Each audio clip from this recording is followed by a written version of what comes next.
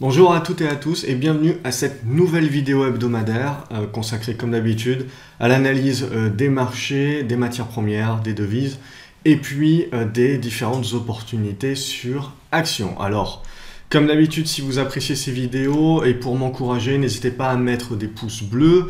Abonnez-vous également à la chaîne YouTube de manière à louper aucune autre vidéo.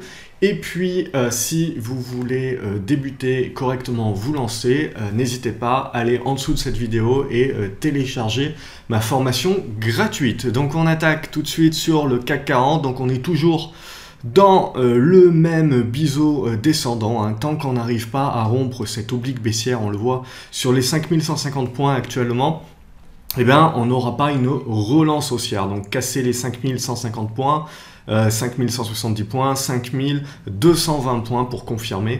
Et ça nous permettra de véritablement relancer la hausse. En attendant, on reste dans une phase neutre puisque comme on l'a vu cette semaine, on a rebondi sur la zone des 4995 points qui est notre zone de support, hein, 4995, 5020 points, grosse zone de support. Et cette zone des 5150, 5220, grosse zone de résistance. Donc on est coincé entre les deux en squeeze. C'est donc neutre. Pour le moment, à plus court terme, on a fait un bon rebond cette semaine-là. Ça a été très intéressant, mais vous voyez, on est revenu sur les 5140 points et on a une nouvelle fois buté sur ce niveau-là. Donc, il faudra faire attention à un reflux la semaine prochaine. Donc voilà, toujours pas de signal, on reste en zigzag à l'intérieur de cette figure. Si on regarde au niveau des indices américains, les indices américains, eux, ils vont beaucoup mieux puisque eux, ils restent dans une consolidation, mais une consolidation classique, hein. Donc là, on voit que le Dow Jones, lui, il a réussi à s'extirper à nouveau au-dessus des 21 890 points, hein. Bon, on voit ces trois chandeliers ici sont à peu près équivalents, donc méfiance, hein. Si on devait repasser sous les 21 900 points, ça serait à nouveau un signal assez négatif et de relance donc de la consolidation. Mais tant qu'on tient ce niveau-là des 21 660 points, hein, on reste dans une consolidation flat. Par contre, dès qu'on cassera ça, on rentrera dans une certaine correction. On a exactement la même chose sur le DAX. Donc le DAX, pareil, on voit on a un gros bloc de résistance dans cette zone des 12 300 points, hein, et un gros bloc de support dans cette zone des 11 800, 11 850 points. Donc pareil, entre les deux, on est en squeeze, on est en congestion. On attend la sortie de l'une ou de l'autre borne pour pouvoir avoir une tendance beaucoup plus durable. L'intrus, c'est le Nasdaq tout simplement, puisque lui, il est reparti faire des plus hauts. Et donc, en cassant cette oblique baissière ici sur la zone des 5930 points, hein, donc là, on est reparti à la hausse. On se sert dorénavant de cette oblique également comme support. Si on venait à la réintégrer, là, ça serait un signal assez négatif. Mais pour le moment, le Nasdaq, c'est celui qui a tiré le rebond cette semaine, à voir s'il est capable de confirmer la semaine prochaine. Au niveau du Bitcoin, donc c'est très volatile, hein, donc vous voyez bien, c'est incontestable, on est dans une bulle, mais c'est pas parce qu'on est dans une bulle qu'il y a rien d'intéressant justement à faire. Donc ça, c'est le GBTC, donc ça c'est un tracker, hein, qui réplique le Bitcoin. Et on voit donc que depuis début août, hein, on avait doublé. Et donc dorénavant, on a fait une mèche sur la zone des 1050 $. Et donc là, dorénavant, vous voyez, la journée aujourd'hui a été très volatile. Donc il va falloir s'attendre à cette volatilité, mais on est en train de tracer une zone de support. On le voit sur cette zone ici, des 745 $. Donc tant que l'on continue à naviguer ici, on va construire une figure de consolidation. Soit on la casse par là-haut et on continue la bulle, soit on casse par le bas et donc là on entamera une phase de panique sans pour autant remettre en cause la tendance très long terme du Bitcoin. Au niveau du pétrole, et là aussi on a bien tenu la zone des 50 $ comme je vous l'avais dit la semaine dernière et on est en train de venir casser à la hausse cette oblique baissière très long terme, hein, et donc d'insuffler un potentiel retournement haussier sur le Brent. Donc ça reste évidemment à confirmer. Au-dessus des 50 $, on reste positif sur cette possibilité-là. Mais maintenant, il va falloir confirmer en revenant au-dessus des 54 $. Qu'est-ce que j'ai d'autre à vous montrer? Bon, le cuivre, lui, eh ben, il est parti en hausse exponentielle, hein, rien à dire sur ça. L'or aussi se comporte très bien depuis la rupture des 1290 $, qui deviennent support, donc là aussi tendance haussière.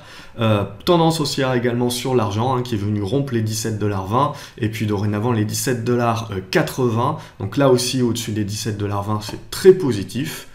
Et puis, qu'est-ce que je peux vous montrer d'autre? Le gaz également, le gaz naturel est en train de mettre en place un rebond technique. Alors là, c'est pas moins de risque encore, mais on est en train de mettre en place un bon rebond technique à observer ces prochains jours. Et c'est à peu près tout ce que je pense que je pouvais vous présenter. Alors, ce qu'il y a d'intéressant en ce moment, donc ces derniers mois, on a pu entendre parler notamment de la Turquie. La Turquie vous remercie, elle se porte très bien, on le voit. On a pu entendre parler du Brésil également. Le Brésil, voilà, après un gros pic baissier ici, a reconstruit une base de support et a relancé sa dynamique haussière de nouveau. Donc là aussi, le Brésil se porte très bien. Et puis dernièrement, on parle de la Pologne.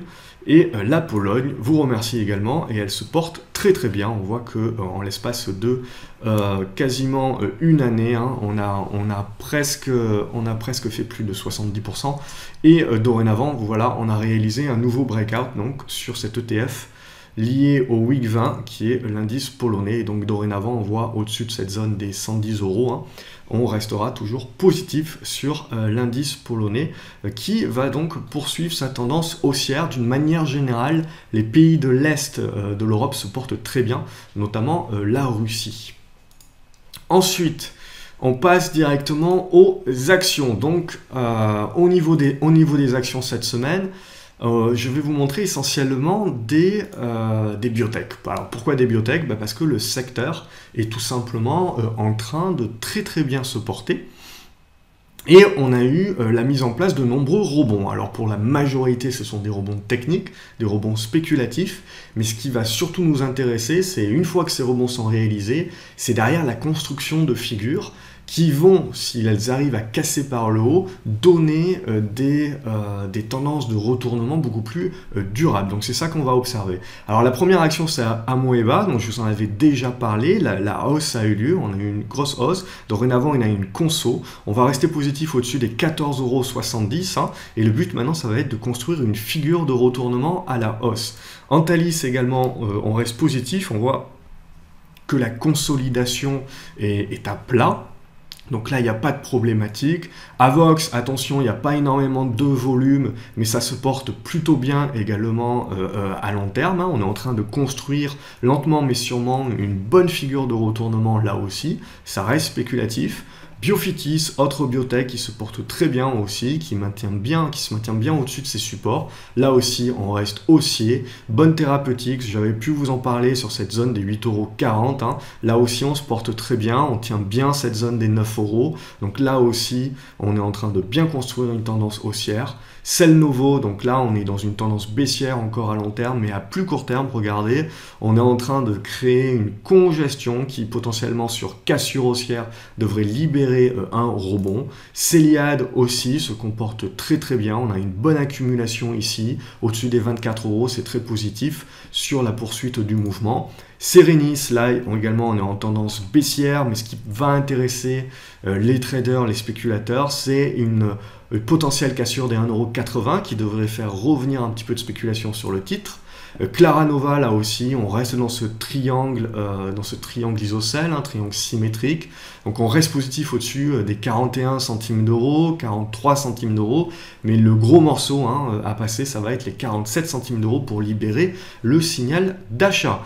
Crédit Agricole, comme la plupart des grosses caps, nous a fait un rebond cette semaine, mais c'est un rebond qui reste un rebond technique, on le voit, et qui du coup nous place dans une consolidation, une congestion dorénavant, donc coincé, on voit, entre ces 15,15 € et ces 14,50 €. Et donc c'est la cassure à la hausse ou à la baisse qui va pouvoir nous faire privilégier à nouveau une tendance. DBT spéculative également, mais on est revenu, vous voyez la mèche, sur un niveau qui peut jouer un rôle de support et donc relancer au moins un rebond technique. On a des volumes qui sont revenus ce jour-ci, ça reste très spéculatif. EDF à long terme, c'est toujours très positif au-dessus des 8,50 €. On est en train de tenir cette zone des 8,80 € qui plus est. Donc là, ce que l'on attend, c'est une capacité à pouvoir repasser les 9,10 € et puis pouvoir retester ces 9,42 € et donc les recasser pour aller s'attacher et tester cette zone des 10,30 € qui est la résistance long terme, au-dessus de laquelle on va déclencher un renouveau pour EDF. Donc en attendant, on continue à être positif au-dessus des 8,50 €. Egide également, donc c'est plutôt lent. Ce que l'on attend, c'est une cassure par le haut des 2,70 €, 2,80 €. Pour le moment, c'est en train de se construire. On reste positif au-dessus des 2,40 €. Eiffage nous a fait un joli breakout par le haut dorénavant. Donc également tendance haussière affirmée au-dessus des 85 €. Equinox également, donc tendance baissière à long terme, mais à plus court terme, un potentiel de rebond technique qui devrait se mettre en place. On voit un petit peu la congestion qui est en train d'avoir lieu. Fermant lag, là aussi tendance baissière, mais on est en train de construire une figure très certainement de retournement si on vient à casser par le haut. Donc on a également une hausse des volumes. Donc ça reste spéculatif, mais c'est pas inintéressant à surveiller. Fugro, comme la plupart du marché pétrolier, a pas mal rebondi cette semaine. On va s'attaquer au dur, il va falloir passer les 10,70 € pour pouvoir confirmer un rebond un peu plus durable et fort. Genkyotext, donc là ce qui nous intéresse c'est qu'on a eu des volumes un petit peu aujourd'hui, mais on le voit, les 1,85 €, 1,87 € vont devoir être passés pour générer une spéculation un peu plus forte avec un objectif très certainement vers la zone des 2 €, 2,10 €. Ça reste évidemment spéculatif. Génomique Vision également, tendance baissière. Là aussi, on n'a pas réellement de signal. Ce qui va nous intéresser, c'est une capacité du titre de revenir au-dessus des 2,90 € pour mettre en place un rebond technique. Pour le moment, pas plus. Gensight Biologics également, rebond technique. Court terme, à long terme, ça reste baissier. Donc là aussi, tant qu'on tient cette zone des 4,85 €, on continue de privilégier ce rebond technique avec un objectif aux alentours des 5,60 €. Ibrégénix construit doucement mais sûrement une phase de temporisation. On le voit, si ça casse par le bas, ça relance la tendance baissière. Par contre, si ça continue à bien tenir, à venir casser par le haut, on devrait avoir la mise en place d'un retournement un peu plus fort à observer. Implanet, même situation. Attention, si on casse par le bas, on va recommencer à relancer la baisse. Par contre, si on revient au-dessus des 62-63 centimes d'euros, on devrait pouvoir se mettre dans une bonne configuration pour lancer un rebond un peu plus durable, mais ça reste du rebond technique. À long terme, on reste évidemment baissier. Inat Pharma également, j'avais pu vous en parler.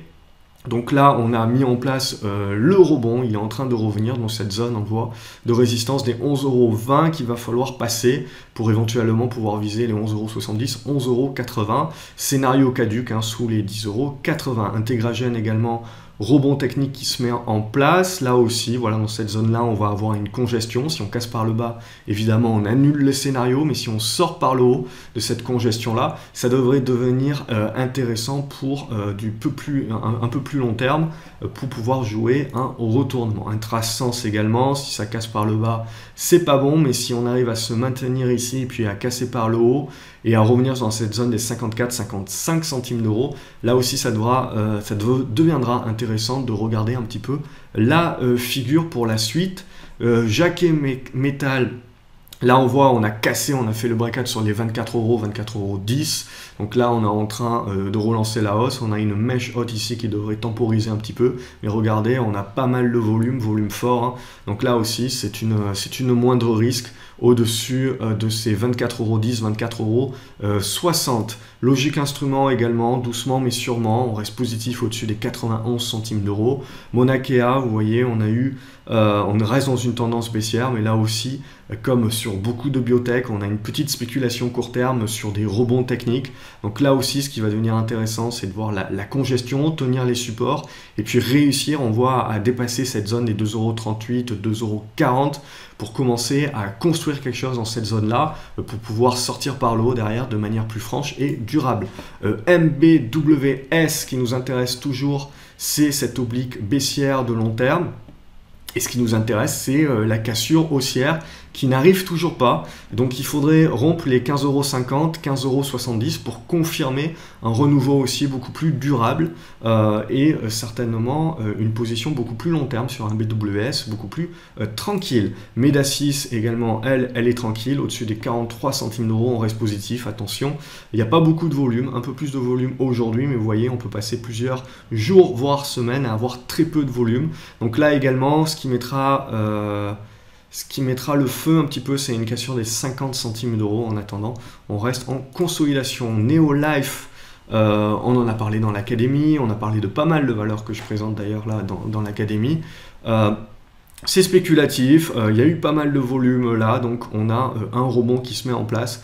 Et pareil, ce qui va nous intéresser, voilà, c'est la figure, la congestion qui va rester sur cette zone des 58-55 centimes d'euros pour pouvoir derrière casser une à une ces résistances, notamment la résistance des 62 à 65 centimes d'euros et commencer à construire un retournement aussi beaucoup plus durable. Ça reste bien évidemment spéculatif. Novacite également, consolidation qui était flat depuis quelques jours et potentielle sortie par le haut. Donc là aussi, vous voyez, c'est ce qu'on attend à peu près sur la plupart des biotech, c'est que vous avez eu le premier rebond, une phase de conso, pas de cassure par le bas qui relance la baisse, mais une conso plutôt flat qui permet de tenir des supports, de construire des supports et de construire sur cette base-là un autre rebond, un second effet qui se coule qui permet véritablement de faire en sorte que ce n'est pas seulement un rebond technique dans une tendance baissière, mais un rebond qui a le potentiel de se transformer en retournement. Donc à observer. Nyrstar, je reste toujours très positif au-dessus de cette zone des 5,75 €. Ça reste là aussi une valeur qui est en train de construire quelque chose à long terme d'assez intéressant. Onco Design, vous avez eu ce rebond technique aujourd'hui qu'on a pu voir sur pas mal de biotech, ça reste évidemment une tendance baissière à long terme, mais là pareil, si vous construisez et que vous restez un petit peu dans cette zone-là, vous allez avoir la construction d'un retournement validé par la cassure à la hausse, qui sera pas inintéressant à moyen terme également.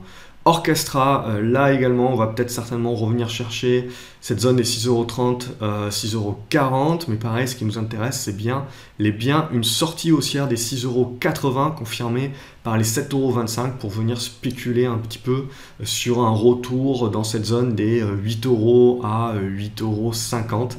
C'est une valeur où il n'y a pas beaucoup de volume, vous voyez, le carnet d'ordre est assez vide, donc c'est assez spéculatif. Taille de position à adapter. Paro se comporte très bien, continue, a bien rebondi, on voit ici sur cette zone des 11,20 €. Par contre, elle bute une nouvelle fois sur cette résistance aux alentours des 12,50 €. Donc à continuer à observer. La tendance est toujours la même, tendance toujours haussière. Si on vient à casser par le bas cette zone des 11,30 €, on devrait corriger et venir chercher un petit peu plus bas dans cette zone, voilà, des 10,60 €, 10,70 €. Mais ça sera intéressant à ce moment-là de rempiler des positions. Par contre, voilà, si on arrive à casser, à s'extirper les 12,50 €, c'est toujours ce gap haussier qu'on cherche à refermer. Poxel continue d'être neutre, coincé sous les 6,50 € tant que vous ne cassez pas à la hausse ces 6,50 €. Vous n'avez pas de signal positif de retournement haussier beaucoup plus durable. Méfiance, si on casse les 5,50 € à la baisse, ça sera également négatif et tout scénario aussi à remettre à plus tard. Prologue prend son temps également, donc là on consolide à plat, tant qu'on reste au-dessus des 83 centimes d'euros, on a tendance à rester plutôt positif, mais il va falloir que le titre s'extirpe des 90-91 centimes d'euros et commence à construire quelque chose comme ça là pour pouvoir derrière venir attaquer cette résistance des 1 €. 98 centimes d'euros et commencer à construire un petit peu une hausse après une consolidation qui dure maintenant depuis un bon moment. Resilex qui a été partagé, présenté également par un élève de l'académie. Donc là, pareil, c'est intéressant. Donc valeur moindre risque, qui était dans une lente et consolidation, et puis là, pouf, c'est parti, vous voyez, la cassure des 9,30 €, 9,40 € a tout de suite déclenché signal d'achat, retour des volumes, et puis là, ça se passe très très rapidement. On est venu buter quand même sur cette résistance des 10,75 €. On reste positif au-dessus des 9,64 € sur la capacité du titre de continuer sa phase haussière. La semaine prochaine, vous avez des résultats. Renault, donc là on est revenu sur la zone des 74 €, je pense que j'avais déjà présenté la semaine dernière. Donc tant que ce support tient, il y a un rebond technique potentiel à jouer, mais ce rebond technique il va rester de court terme, puisque tant qu'on reste sous ce gap baissier, à fortiori sous cette zone des 77 €, 77,70 €, voilà, tout rebond restera un rebond technique de court terme et n'aura pas la puissance pour le moment de retourner complètement la tendance. Il va falloir encore attendre. Méfiance évidemment et pas de scénario haussier si on vient à casser les 74 €. Safe Orthopedics, là aussi on a une bonne congestion qui est en train de se faire entre cette zone des 65 et des 59 centimes d'euros. Si ça part par le bas, on abandonne. Si ça casse par le haut, on devrait avoir une relance du rebond qui devrait pouvoir viser cette fois-ci les 72 à 75 centimes d'euros. Sequana s'est très bien comporté cette semaine en revenant chercher la zone des 1,20 €. Ce qui nous intéresse maintenant, c'est la tenue, on le voit, de ces 1,03 €, 1,01 €. Et évidemment, sur cette base-là, si on casse à la baisse, on annule le scénario haussier, mais le but du jeu, c'est de créer une accumulation là et de casser par le haut, et donc de lancer un retournement sur Sequana, beaucoup plus durable. Solocal également, donc consolide, donc tendance baissière indéniable à long terme. À plus court terme, on est également dans une tendance baissière, mais on est en train de consolider doucement. On voit qu'on a un bon support dans cette zone des 88 centimes d'euros. Donc tant qu'on reste au-dessus, voilà, on a la capacité de pouvoir lancer un rebond, de pouvoir relancer un rebond. Donc on avait eu un premier rebond ici, de pouvoir relancer le rebond sur cassure des 92 centimes d'euros. On visera évidemment un retour sur les 96 centimes d'euros. Et puis surtout, un retour dans cette zone ici qui avait servi un petit peu de support, qui avait lâché ensuite et qui va incontestablement servir de grosse résistance dans cette zone des 1 € derrière. Et derrière, ce qui va réellement nous intéresser, c'est la figure qu'on est capable de construire dans cette zone ici-là, pour derrière casser par le haut et vraiment donner et insuffler un retournement beaucoup plus long terme sur Solocal. Stellantis, à long terme, évidemment baissière. À plus court terme, on le voit, tout dépassement des 1,69 €, 1,70 € devrait déclencher un rebond technique, très certainement ici vers la zone des 1,80 €. Ça reste évidemment bien spéculatif. Supersonic, Imagine, là aussi, c'est intéressant comme figure. Donc là, voilà, on est dans une zone de temporisation complètement flat. Évidemment, si on ressort par le bas, sous les 1,50 €, on relance la tendance baissière. Mais là, ce qui nous intéresse, c'est qu'on tient plutôt bien cette zone-là.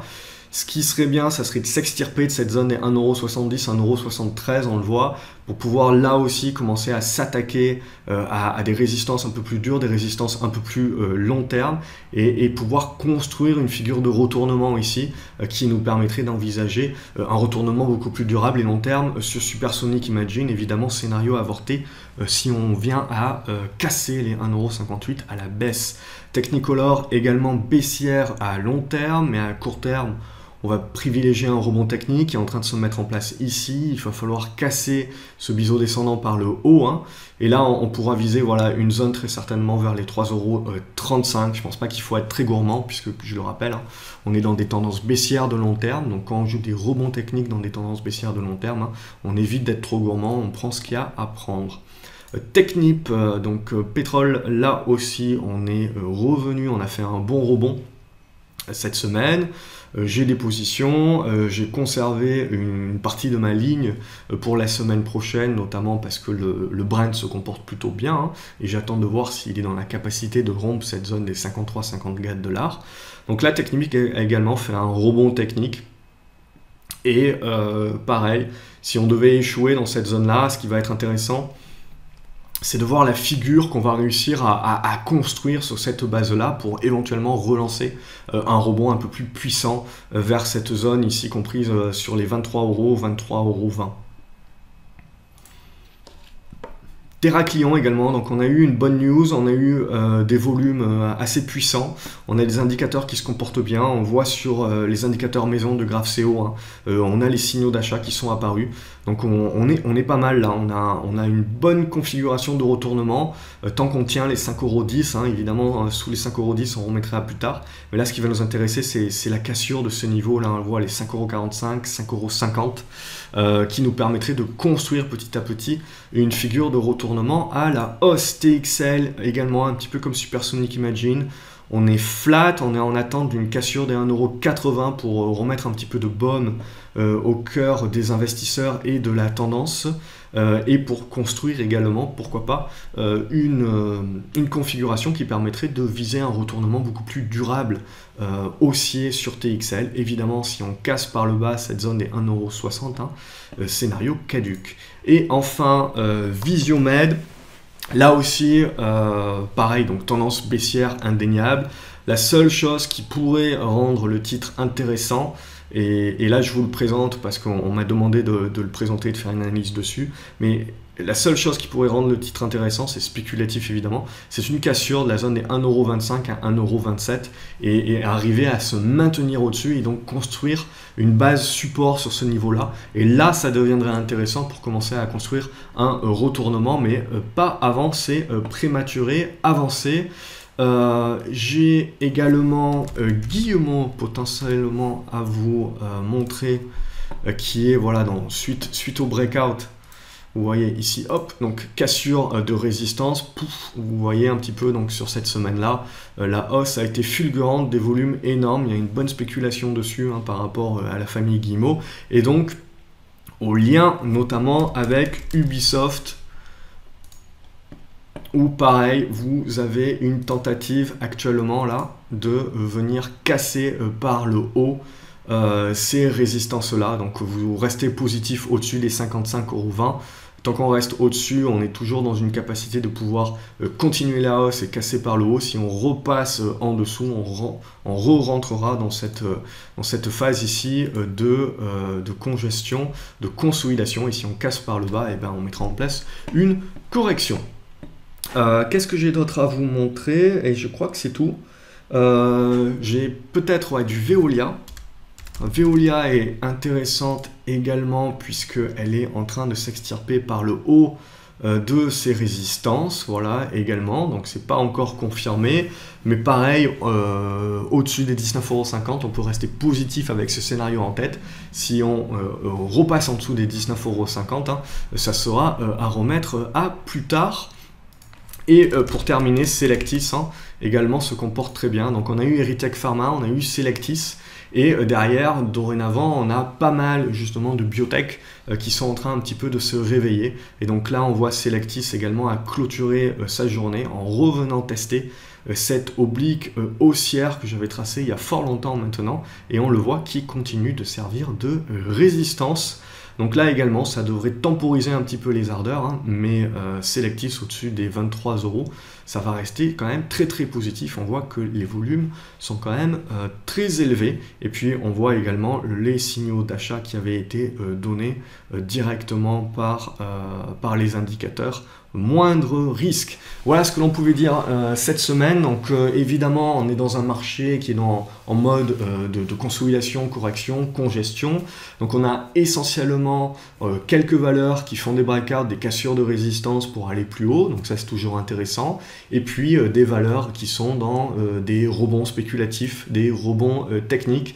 Essentiellement ce que je vous ai présenté cette semaine à surveiller donc pour la semaine prochaine. Comme d'habitude, si ces vidéos vous plaisent, n'hésitez pas à mettre un pouce bleu, à vous abonner également à la chaîne YouTube de manière à ne louper aucune vidéo et recevoir une notification dès que je les publie. Et puis, si vous débutez ou si vous débutez moins de toute manière, si vous voulez correctement vous lancer et apprendre à gagner à plus de régularité, en bas de cette vidéo, dans la description, vous avez un lien pour télécharger gratuitement ma formation. Je vous souhaite un excellent week-end et je vous dis à lundi sur graphceobourse.fr.